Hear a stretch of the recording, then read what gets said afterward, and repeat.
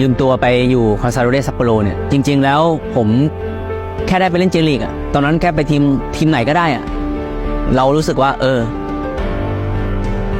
ฝันอาจจะเป็นจริงแล้วผมว่าการไปเล่นอยู่เจลีกครั้งแรกเป็นอะไรที่น่าจะเป็นความกดดันที่สุดแล้วครับเพราะว่าก่อนไปเราก็รู้สึกว่าก็มีทั้งคนแบบประมาทในตัวเราหรือว่าแม้กระทั่งเพื่อนร่วมทีมหรือแม้กระทั่งคนดูในเจลีกหรือว่าคนไทย Mungkinkah ini pertanda timnas Indonesia akan juara Piala AFF 2024? Sebab, bintang timnas Thailand yang selalu jadi momok bagi timnas Indonesia di Piala AFF, Chanatip Songkrasin. Berbicara begini terkait peluang timnas Indonesia untuk menjadi juara Piala AFF 2024. Ya, bintang timnas Thailand yang dijuluki Messinya Asia Tenggara, Chanatip Songkrasin, turut angkat bicara soal kemajuan sepak bola Indonesia yang mencuat pada tahun 2024 ini. Pernyataan itu disampaikan Chanatip saat menjalani sesi wawancara dengan media olahraga asal Malaysia, Harimau Malaya. Sang reporter menanyakan soal sikap Thailand menanggapi perkembangan sepak bola Indonesia. Chanatip diminta untuk merespons soal kemungkinan munculnya timnas Indonesia sebagai pesaing ketat timnas Thailand di Piala AFF 2024. Menurutnya, seluruh negara di kawasan Asia, terutama Asia Tenggara, saat ini sudah sepatutnya mewaspadai kekuatan timnas Indonesia. Menurut penilaian Chanatip, timnas Indonesia memperlihatkan perkembangan yang pesat dalam memajukan level sepak bolanya di tahun 2024 ini.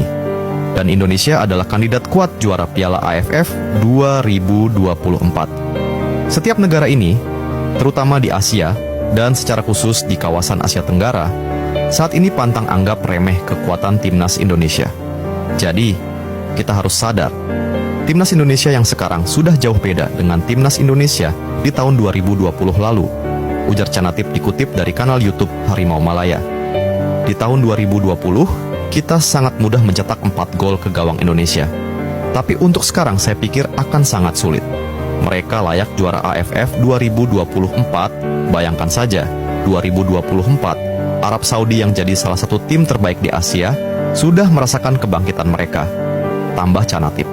Chanatip juga menyinggung ranking FIFA yang saat ini disandang timnas Indonesia.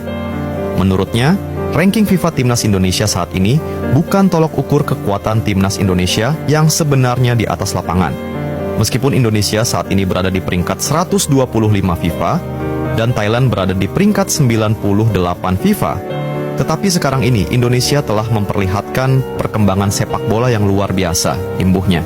Chanatip menambahkan, aspek yang penting dalam sepak bola, selain pertempuran secara ketat di atas lapangan, ialah pertemanan dan sportivitas antar negara yang harus dijaga dengan baik. Jadi, bagi kami, kompetisi sepak bola tetaplah sama. Semuanya ditentukan selama 90 menit di atas lapangan. Tentu ada 3 hasil, kami menang, kalah, atau imbang, ujar Chanatip.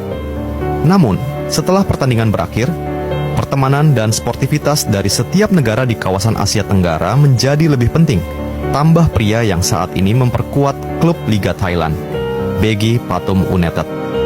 Sebelum era Erick Thohir, tak hanya sekali atau 2 kali Thailand menjadi batu sandungan bagi timnas Indonesia dalam menorehkan prestasi di Piala AFF.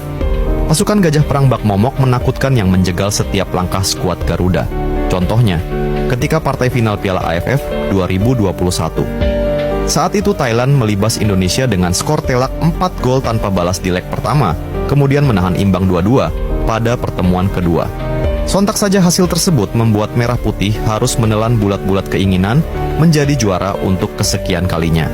Berbeda dari Indonesia yang belum pernah mencicipi gelar juara di kompetisi bergengsi tingkat Asia Tenggara ini, Thailand justru sudah 7 kali menyabet trofi.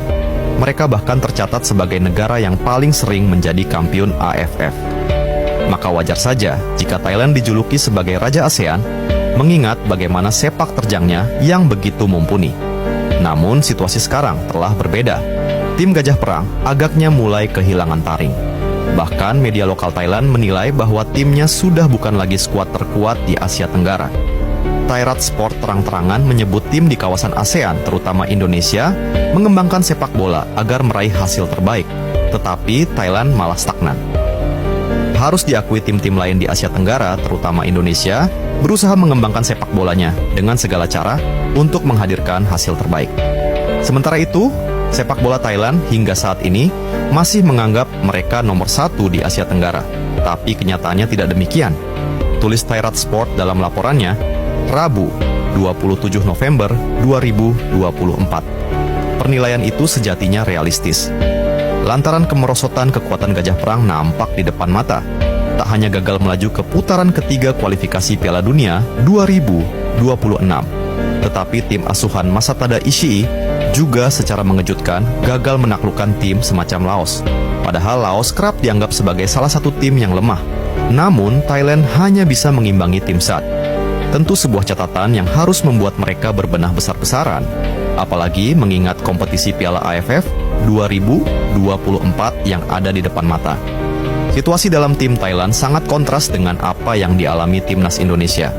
Skuad Garuda yang makin matang di bawah kepelatihan Shin Tae-yong maupun naungan Ketua Umum PSSI Erick Thohir juga bakal semakin kuat karena adanya tambahan-tambahan pemain keturunan. Bangkitnya sepak bola Indonesia juga terwujud melalui kiprah pasukan Merah Putih di kancah Asia. Setelah melewati ujian berat di awal kualifikasi Piala Dunia 2026 putaran ketiga, pemain asuhan Shin Tae-yong akhirnya mencicipi kemenangan perdana.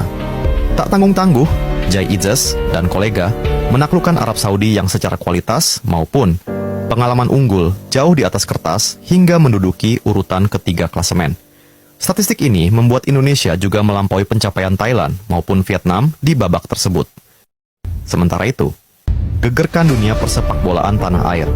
Mantan Ketua Umum PSSI periode 2011 sampai 2015, Johar Arifin blak-blakan bicara ke publik terkait alasan utama para pemain naturalisasi mau membela skuad Garuda. Dan hal apa yang dijanjikan oleh PSSI hingga akhirnya mereka mau beralih kewarganegaraan menjadi WNI. Sementara itu, netizen Indonesia langsung beraksi seusai FIFA menolak proses naturalisasi pemain Go Ahead Eagles, Mats Dejels untuk timnas Malaysia. Pemain berusia 27 tahun tersebut awalnya dikabarkan memiliki darah keturunan Malaysia, sehingga ia diproses naturalisasi oleh FAM. Namun setelah diajukan ke FIFA, ternyata Mats Dejel tidak disetujui proses naturalisasinya oleh induk organisasi sepak bola dunia tersebut. Hal ini karena Mats Dejel tidak memiliki darah Malaysia melalui jalur keturunan kakek atau neneknya. Gagalnya Malaysia menaturalisasi pemain Belanda tersebut membuat banyak pihak ikut menyorotinya.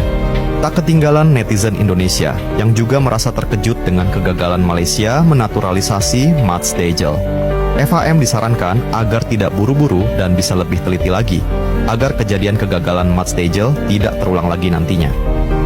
Lucu banget ini negara, udah tukang klaim budaya orang, kali ini malah klaim pemain Belanda yang bukan keturunan mereka. Tulis akun Josha. Seharusnya FAM buat kajian dulu tentang leluhur Mats Dejel, bukannya langsung dihantar ke FIFA, jadi malu sendiri kan jadinya. Tulis akun Bucele.